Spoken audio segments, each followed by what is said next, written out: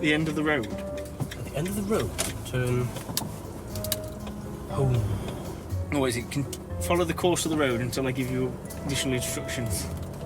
Yeah, so you sat that part now. Yes, that's right, it's all changed. When I were a lad.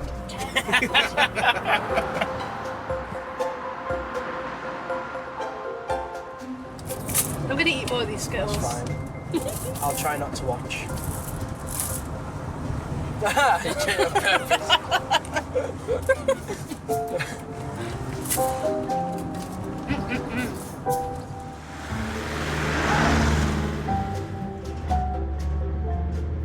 When I were a lad, we didn't have any of these 3D holograms where you followed a construct where you were going. No, you had Google Maps, and it was two-dimensional. So you're suggesting it'd be like a video game and there'd be an arrow on the road?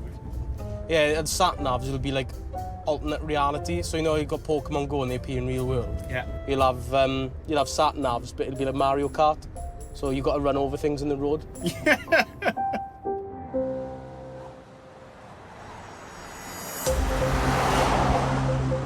It's coming up to 9 o'clock in the evening, and paramedics Laura Hickman and Lee Farley are beginning to see light at the end of their 12-hour shift.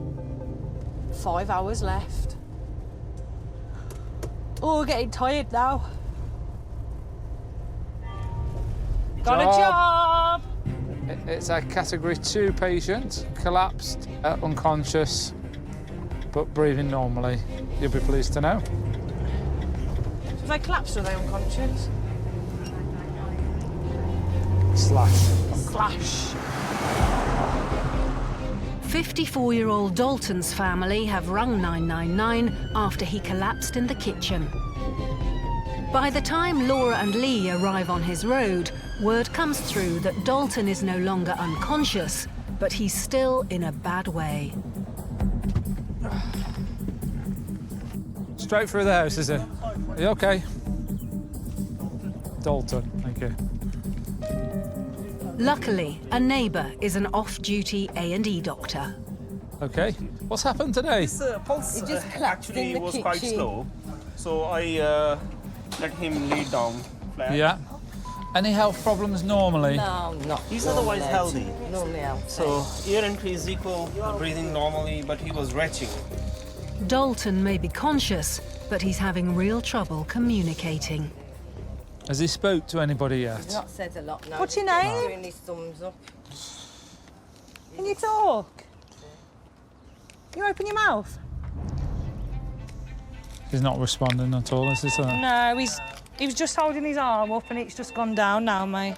At this stage, Lee and Laura don't know what's happened to Dalton, but they do know it's something serious and that he desperately needs a thorough medical assessment. So it's all going to be obviously taking him off to hospital. Okay, Are you then. coming with us? Yes, I am. Let me get my shoes on. Check his temperature. 34.7. Dalton, we need to look after you, sir, OK? We're going to look after you. Family are here, OK? All right? We're going to look after you, promise you. All right. Lee carries out an electrocardiogram check on Dalton's heart, known as an ECG. It turns up something worrying. He's got ST elevation. Oh, has he? Yeah. Okie doke.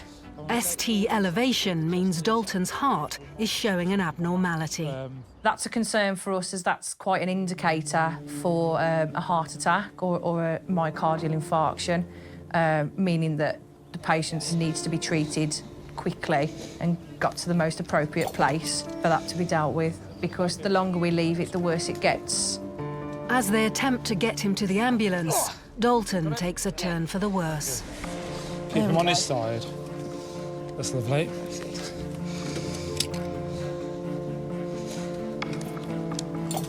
OK? He's trying to be safe. Yeah. OK, let it come. That's it, spit it out. You got some tissue paper, please?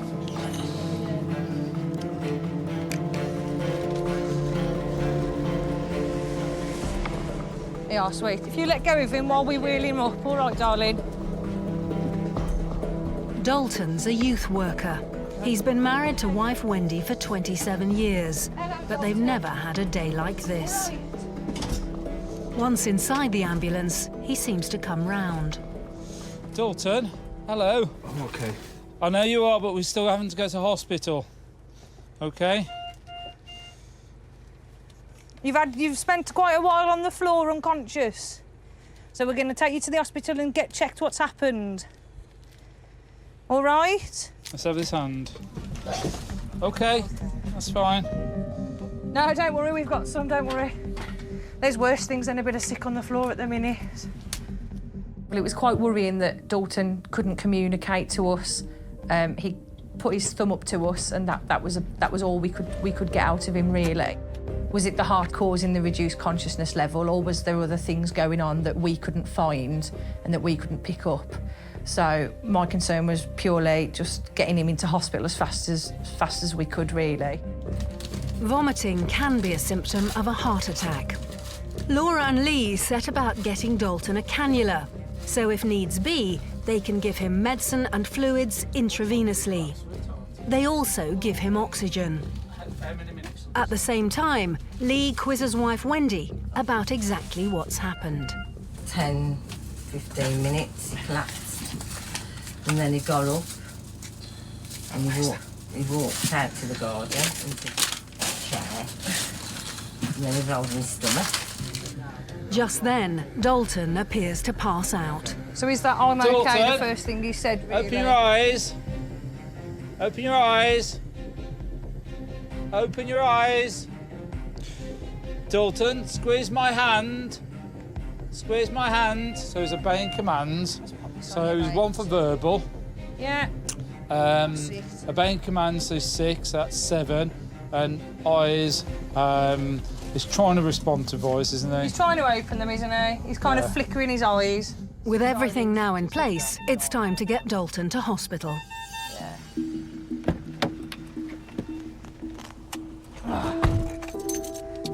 Dalton, can you talk to me? Are you in any pain at all? No pain.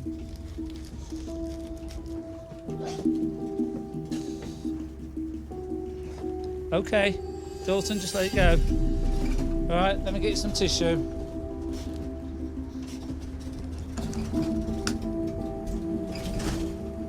So we've got some changes on his ECG, okay, that could be heart related, okay, but obviously because we can't have that communication with him, we don't know. We don't know if he's got any pains, if it's going anywhere. Either way, his heart rate's a little low, and we can't give him the medication for that because he's too cold. So there's a few things that are hampering his treatment, you see. So the best place for him at the moment is in the hospital. Okay, Dalton. Dalton, look at me. Over here. Hello. Okay. We're on our way to the hospital just because you've collapsed. So when we get there, we'll take you straight in. There's going to be lots of doctors and nurses around. I just need to speak to them. Another check of Dalton's heart shows the abnormality is still there. With a heart attack a very real possibility, Lee needs to have doctors on standby at the hospital the second they get there. 49, just to make you aware, it is a hospital alert. Patient showing some changes in ST elevation on his ECG. We're just pulling up at New Cross now, so I'll give you further details when we've cleared the reception. Less than 10 minutes after leaving Dalton's house, they arrive at the hospital. Just pulling in, mate. Okay, we're docked.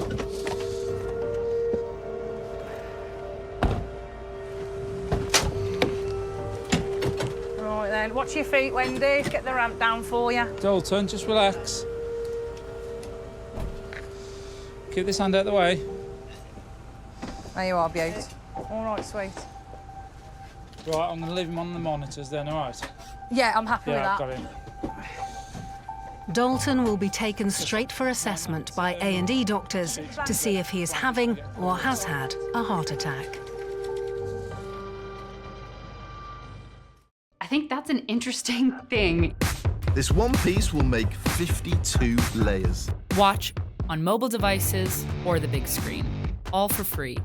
No subscription required. Download Veely now. You ready? It's just gone 5:30, and paramedic Hannah Simpkins and technician Michelle McNulty are working a very sunny afternoon shift. Yeah. Holy mother of... Why haven't we got any...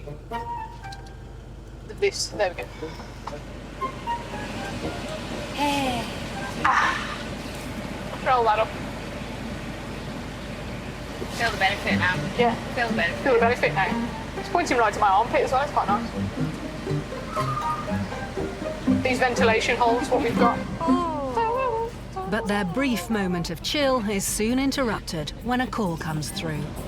Oh.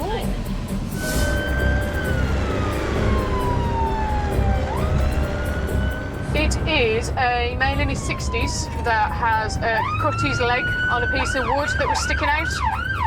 And he's apparently got quite a lot of blood loss from it. So we're going to... It's okay, love. I'll just carry on. We're going to plug a hole in his leg, apparently. The man, Jeffrey, has cut his leg on an overgrown bush. His neighbours have rung 999, concerned at how much blood he's losing. Just a few minutes later, Hannah and Michelle arrive at the house. Go and have a look. Extreme caution. Hello. Where are we going to? Lovely. I can already see the trail. It's like following a trail of breadcrumbs. Oh dear. Here we go. Round the corner, round the corner. Good afternoon, hello. How are we? Right. What's your name, young man? Jeffrey. What's been happening? Well, I've had trouble with them before, but Okay. I went to the garage to get the car now. Yeah. And the place approved it and said they turned me 11, so did I. Okay. You say you got varicose veins? Yeah. So you've had problems before. Is it the same leg, same vein? Jeff had got varicose veins, which basically means obviously that the veins that are in your leg come right to the surface and they're very fragile. So the slightest little cut will open up that vein. And whereas normally you'd stop bleeding within, I don't know, a normal person a couple of minutes or something like that, Jeff's would actually bleed quite profusely unless you put pressure on it and elevate it and do the appropriate thing to stop it. So he had lost a relative amount of blood, but a little blood can always look a lot worse, and I think if it's coming out of you, it's probably quite, frightening. I felt a sharp nick on it, I thought it was going to scratch. Okay. And it just All of a sudden you saw it. It was about a point of it up there. Okay. Okay. Whereabouts is the... Just here. Just on there? Okay. Okay. Was it like pretty free-flowing? Yeah. Okay. Hannah's less worried about the blood than the wound itself, which she wants to get access to. There, yeah. Right, put your sock off first then. It's all right, leave your foot where it is, don't worry. You can't clean that sock now, can you? No, I think that one's for the bin now, Jeff. Hannah's concerned that when she does take the dressing off, with his veins the way they are, the wound could spurt. Tell you what make more sense is if I hold that in it, if it's going to come out this way. And you do that. Just in case we have a spurt. Yeah. Do you know why this is, Jeff? Because it's warm today and you put your shorts on. You always wear shorts Yeah. in the winter. You have to stop wearing your shorts, Jeff. Yeah, I wear trousers, Jeff, it's safer. Think of mountain trousers every week.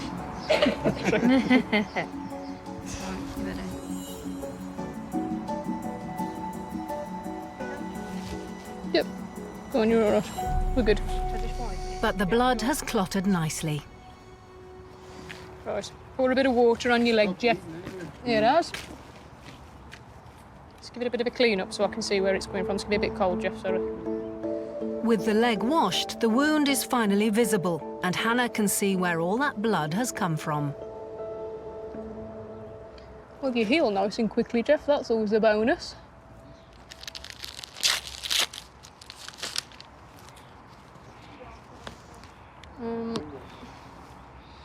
Well, on the plus side, Jeff, it stopped, which is always good. It started to heal over slightly. You can see where the skin's starting to re-knit back together there. My only concern is that it looks quite, it's quite jagged, so it's not necessarily going to knit together completely. And I've got a feeling that as soon as you put your leg down and put any weight on it, it's going to start going again. So I think it's probably going to need a bit of a glue, a bit of a stitch or something like that at hospital. Also, the other thing is, because of what you've knocked it on, I want them to make sure that there's definitely no foreign bodies or anything in there. And that means a trip to A&E for Jeff. Oh, that's fine. You tell us if you need any help, Jeff, all right? That's it. Good man. Lovely. Do you want us to give you a lift? Shuffle your bottom back. Right, that's it. Shuffle your bum back and then we'll give you legs to swing, Jeff. Right, it's going to be a little bit bumpy, Jeff, all right, just over these few doorways. Jeff lives with his brother. It turns out his varicose veins are a result of an accident at work that required several operations and has left him with poor circulation. His blood also struggles to clot, which means even a small cut can result in heavy blood loss.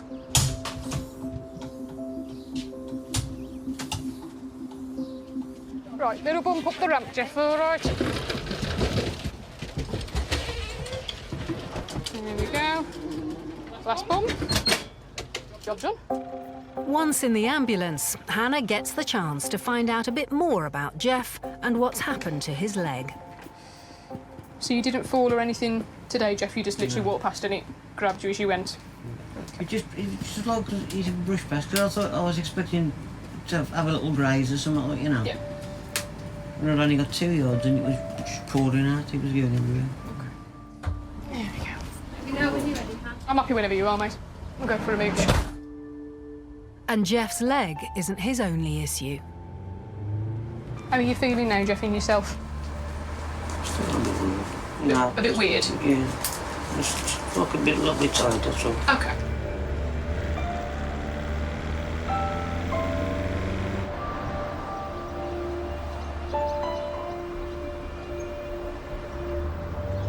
Moments later, they arrive at the hospital.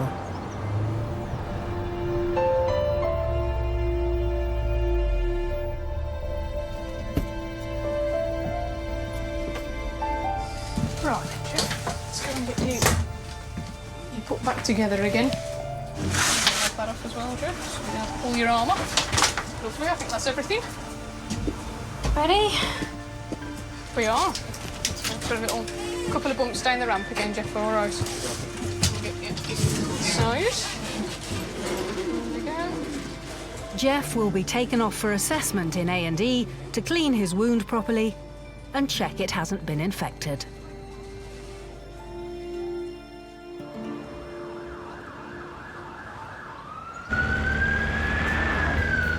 Oh, golly gosh. Cripes, crumbs. Oh, crikey. I think golly gosh is my favourite non-swear. The next question is then, what's your favourite swear word?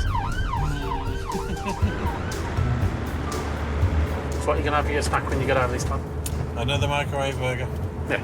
I found that was perfect last night. Just right. Just enough to stop me being hungry, but not too much that it stopped me going to bed. Yeah.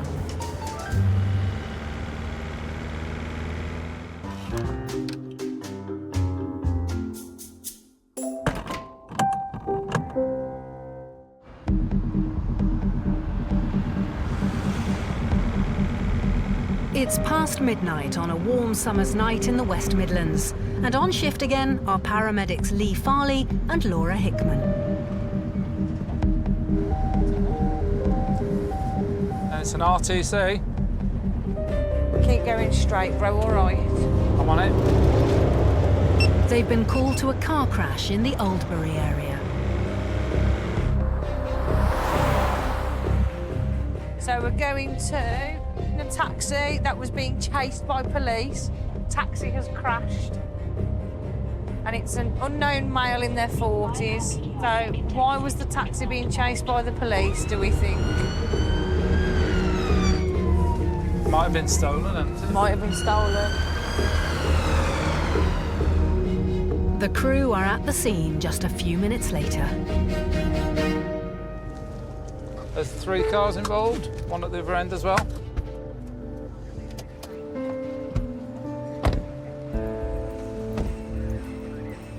Are you all right? What's happened, mate? He's rammed us. This one here? The taxi driver is in fact innocent. He's been hit head-on by a car travelling at high speed that was being pursued by police. How many patients? Just the one at the minute. Just the one. This lad here? He's had an incredibly lucky escape, walking away from the wreckage that's left of his car. But the crew need to check he's not got any hidden injuries. Hello, boss. All right. You're a driver, are you? Yeah. Where's he come out of the side road, has he? Yeah, he's at high speed, he just Yeah. swoop out. And then obviously you've collided. Okay. What's your first name? What do we call you? CJ. CJ. Okay, CJ, my name's Lee and this is Laura. A couple of checks that we need to do. Were you wearing your seatbelt at the time? You were. Okay. Can I just have a feel? Any pain down your back at all? Yes, yes. Okay. Keep nice and still while I'm examining you. Okay? Pain here or to the sides? Straight back. Straight down the middle. Okay. When someone complains of pain down the centre of their neck, it can be indicative of a spinal fracture, especially on the neck. And if they're fractured, then that can cause paralysis. Even though he was walking around and up and about, the adrenaline, you know, when that wears off, then there are injuries that come to the surface. Any problems with your chest at all? Any pain in your chest? Any problems with your breathing? I can't breathe. Okay. I saw you up and walking around. Yeah, your legs all feel good? I feel the pain somewhere. Yeah, just painful. Okay. The crew need to get CJ onto a stretcher to find out just how severe his injuries are. Okay. Come on then, CJ, nice and slowly, my friend. All right. Oh, you're taller than I thought you were. Come and pop your bottom there. Okay. I'll just keep your head there for a second. We're just going to pop a little collar around you. They're not very comfortable, okay? They're just designed to stop you from moving your head. The crew are concerned the impact of the crash was so severe, CJ could be suffering spinal injuries. Sorry, chap. Like I said, they're not designed to be comfortable. So they need to immobilise his neck. You want to stand behind, just take his weight. Okay, just let yourself go. I'm just going to grab your ankles, okay? 1, 2, 3. And then just ease yourself down, okay? That's it. Perfect. Right, we're just going to put a couple of straps on you, all right, CJ? It's just because Lee's driving's terrible. He'd never make a taxi man, would you, mate, for your driving? With CJ braced and safely strapped to a stretcher, Bit of a bump, CJ. the crew move him into the ambulance to do a more thorough examination. We're off.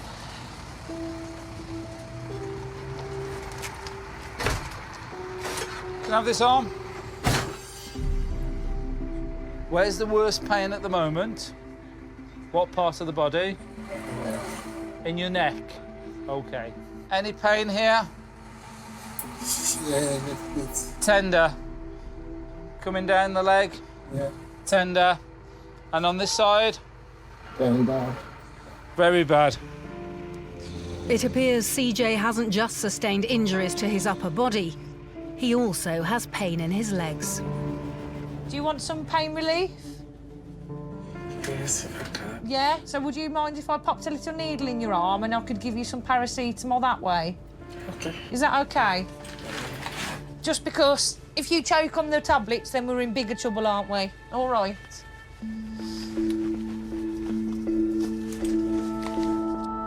Sharp scratching your arm, CJ, okay? What would you say your pain is now?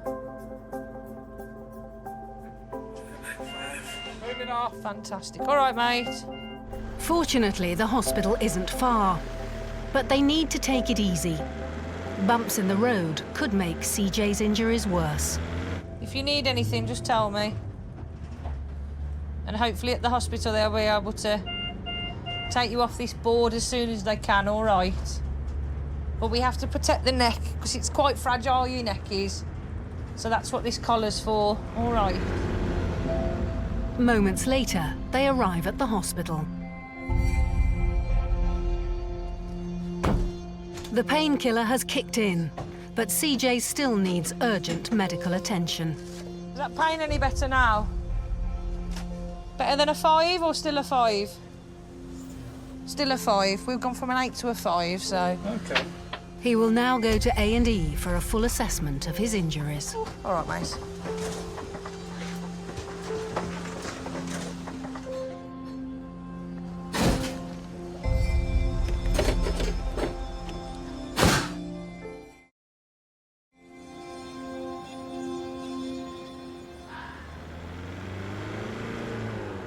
So that was our last job of the night. It was. Interesting set of circumstances. I can't believe, though, he was wearing a seatbelt, because quite classically, taxi drivers don't have to wear the seatbelt when they've got passengers. Yeah, so if he'd have got passengers, he would have not been wearing a seatbelt. That type of impact, he'd have most certainly hit that windscreen at force. Yeah. It just, He'd have bullseyed well, that, wouldn't he? it could have been a fatal. Yeah. In all honesty. Yeah.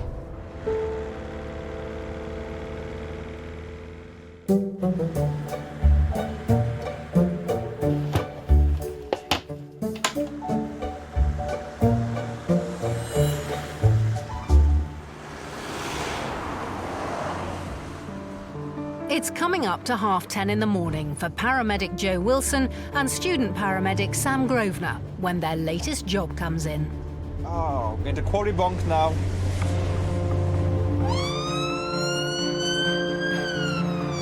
Kevin has called in saying his 76-year-old father, Raymond, has fallen over and is still lying collapsed on his bedroom floor. Just ahead, turn right. He has been there all night. Joe and Sam head to his house.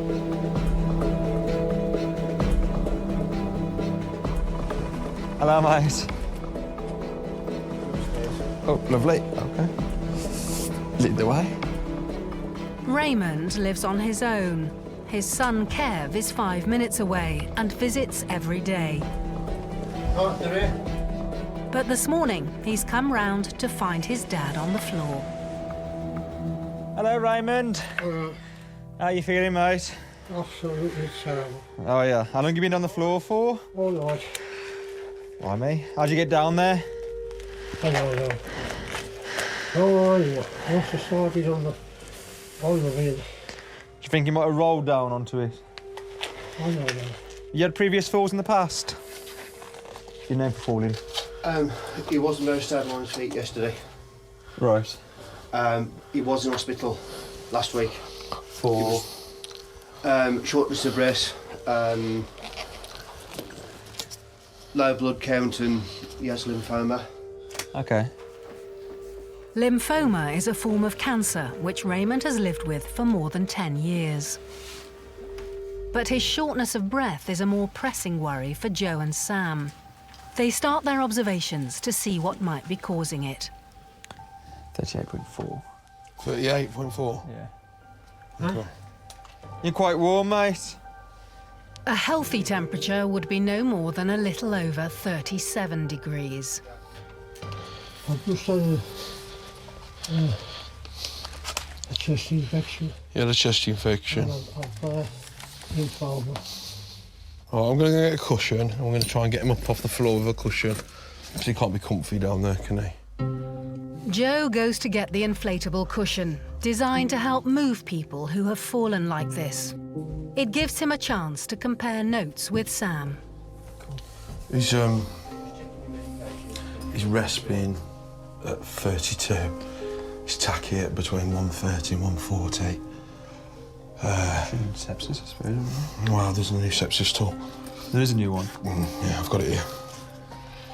Sepsis is where an infection in the body no longer becomes localised to that area and it starts to spread around the body. This is caused by the body trying to fight it off on its own by elevating its temperature, its heart rate, really trying to burn it off, but that doesn't work, it just makes it worse. And it's really important for us to treat it as fast as we can and convey the patient to hospital. Is it above 3? Yes. Is there a history of infection? Chest infection. Yeah. Greater than 130 per minute, one of them, red sepsis. Yeah. GCS. So time critical, immediate actions required. We're querying sepsis with him, just to let you know. Sepsis is basically his chest infection is no longer localised just in that area. It's just starting to go around the bloodstream, so we need to treat him with that. Okay. But before they can get him to hospital, they need to get him up and onto a carry chair. What we're going to do, Raymond, we're going to get you onto your bum now, OK? So we'll roll you up onto your right-hand side. OK? Keep your feet out that way. Swing those legs round a bit more. OK, I'm just going to slide you across a bit more. There we go. Yeah. The inflatable lifting cushion will raise Raymond nearly 2 feet in height, so he's high enough for Joe and Sam to get him onto the carry chair. Right then, Raymond, we're going to get you onto this seat now, OK? Do you think you can shuffle your bum over? That's it, mate. Well done. Sit, lift that leg over, yeah. OK. As a proudly independent father and grandfather, the last place Raymond wants to be going is hospital. But right now, there's no other option. Son Kev will follow separately.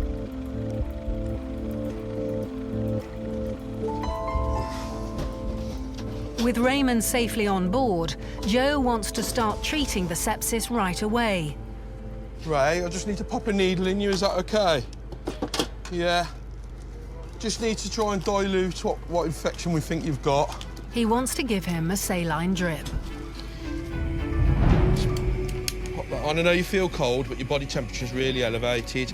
That's why we've not covered you up entirely, all right? Your temperature, it was 38.4. That's right. That's high, yeah. Oh, it's hard, this is.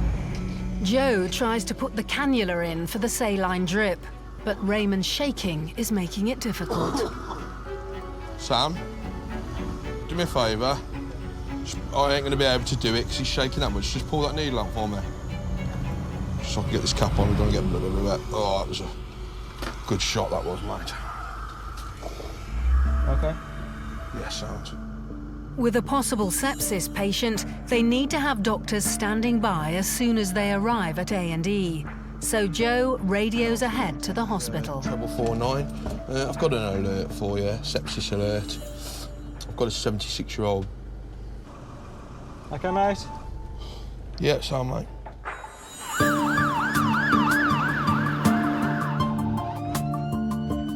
You OK there? Yeah, you're all right, Ray. Raymond is clearly very unwell. Joe doesn't want to waste his energy, so keeps conversation to a minimum, and with good reason.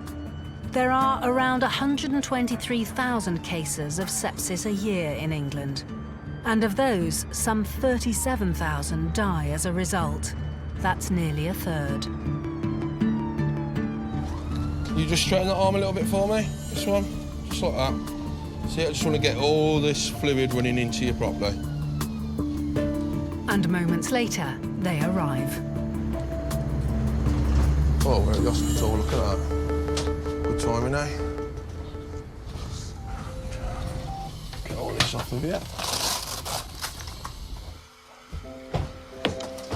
It's quite a walk. Because he might have sepsis, doctors will already be waiting to assess and treat Raymond. If it's confirmed, he'll be put on antibiotics and intravenous fluids as soon as possible.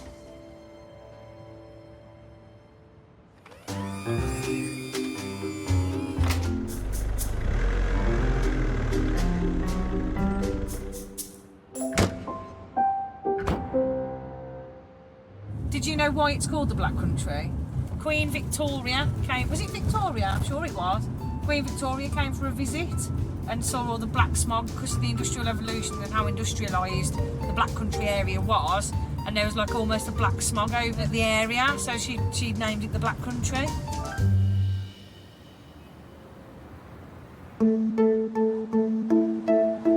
It's 3:30 p.m. on a warm afternoon in the West Midlands. So from we find in Birmingham. Friends Michael Anslow and Dimitri Holloway are on the day shift. They work together a lot, and they've just got their latest emergency call.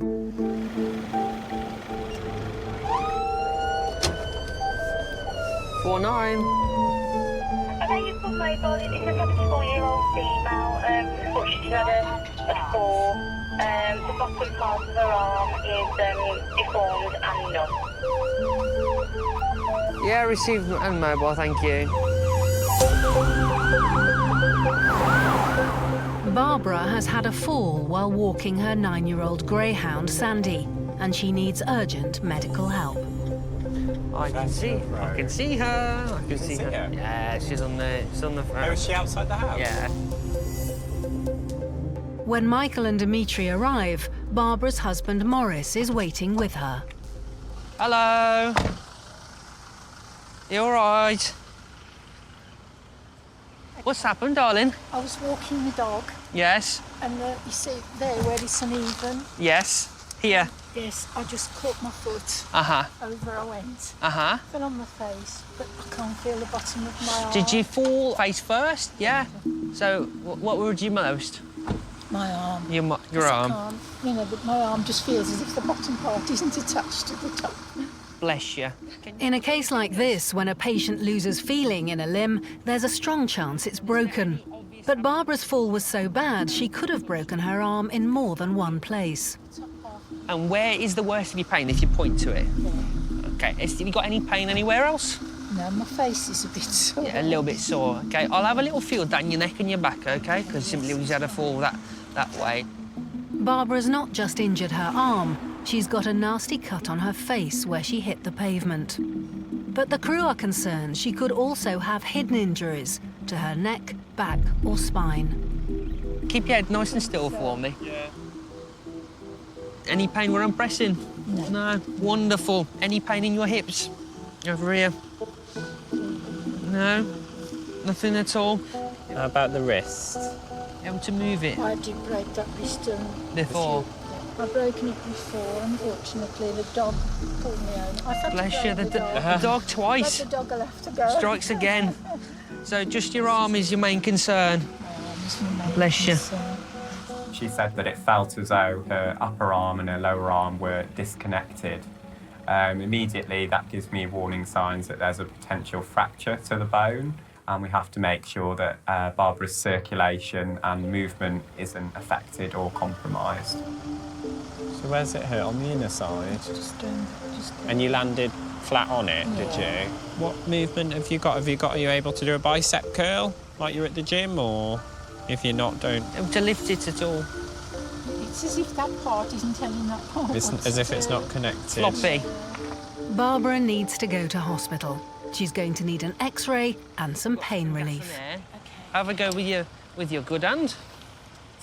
Well, it is going to be a trip down to the hospital, I'm afraid. I haven't got X-ray vision just yet. Yeah.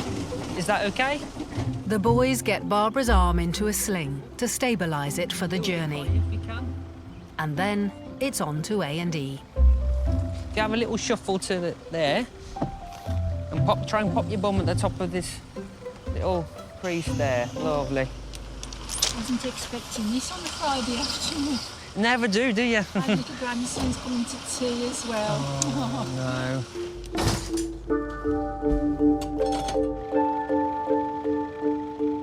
Fortunately, Barbara hasn't lost her sense of humour. No chance you could be pregnant. I'll be in the Guinness Book of Records. Bless you. Morris joins them for the journey to A&E. How's the pain at the moment? If you were to rate it again. It's a bit more painful again now. Dimitri tries to keep Barbara's mind off her injuries. How long have you two been married? 54 years. And how did you meet? As a dance. So what did you have planned with your grandson? What were you going to do? We got him for the weekend, so we were going to the safari park tomorrow. Oh, nice. 10 minutes later, they arrive at A&E.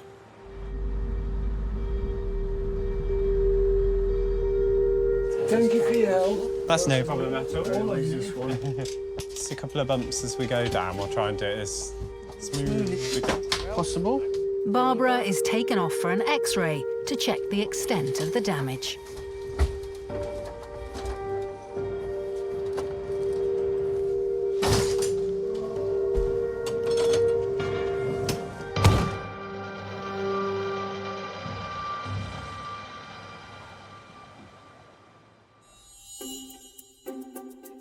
At hospital, Dalton had heart and brain scans, which came back clear. He still doesn't know what caused his episode, but wife Wendy suspects it might be due to exhaustion and dehydration. He's waiting to have an MRI to see if that can shed any light. After being rushed to hospital with suspected sepsis, Raymond was actually diagnosed with pneumonia and was in hospital for 3 weeks. He spent time in a care home while he got his mobility back, but has now recovered. He still sees his son Kev every day. CJ was found to be clear of breaks or fractures, but was found to have severe whiplash and has had to be signed off work. The driver of the other car was charged with offences including dangerous and drunk driving. He was sentenced to 12 months in prison and banned from driving for 3.5 years. Jeff's leg healed so well that he didn't need any more treatment once he got to hospital, and after checks was allowed home. Unfortunately, he has since cut the same leg again. Barbara was found to have fractured her upper arm in 2 places. She had a brace put on it and is due to have another X-ray soon to see how it's healing.